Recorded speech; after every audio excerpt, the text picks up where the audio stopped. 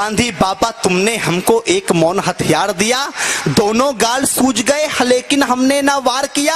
आदर्श तुम्हारे जिंदा है, बड़े महान हो तुम बापू, संपूर्ण विश्व में इस भारत की एक पहचान हो तुम बापू। अगर आपने चाहा होता तुम भी ऐश ले सकते थे, देश बेचकर अंग्रेजों से मोटा कैश ले सकते थे, स्वदेशी का नारा देकर दिन भर चरखा चलाते थे, देश का खर्चा ज्यादा ना हो आधा लैंप जलाते थे। आधी आजादी का बापू तुमको ही हकदार कहूंगा, कोई विरोधी तेरा होगा मैं उसको गद्दार कहूंगा। लेकिन देश के बंटवारे पर बापू गुस्सा तन जाता है।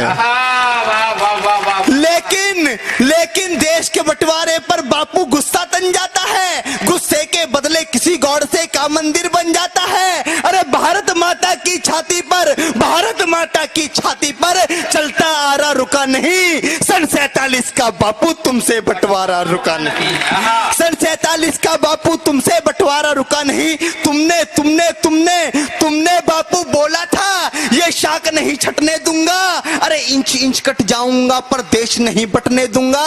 अरे चंदा सूरज धरती अंबर, चंदा सूरज धरती अंबर सारे ही शर्मिंदा थे, जिस दिन देश बटा बापू उस दिन तुम भी जिंदा थे।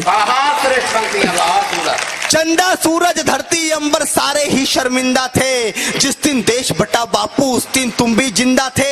वैसी दरिंदों के हाथों से महिला हुए खिलौने थे, कविताओं में क्या बतलाऊं कृत्य कितने घिनौने थे। 40 लाख मृत लोगों का जिम्मेदार किसे लिखूं, देश बांटने वालों में बोलो गद्दार किसे लिखूं। और कितनी थी आंखें जो रोते रोते पथराई थी, पूछ रही लावारिस लाशें जो कुत्तों ने खाई थी, पूछ रही लावारिस लाशें जो कुत्तों ने खाई थी।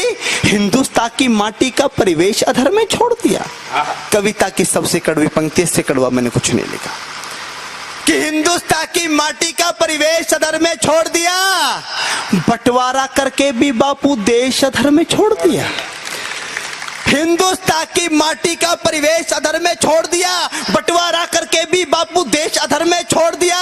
अरे दो थप्पड़ के बदले में, दो थप्पड़ के बदले में एक थप्पड़ तो मारा करते, अरे बंटवारा भी करना था तो ढंग से बंटवारा करते। क्या बात है, बात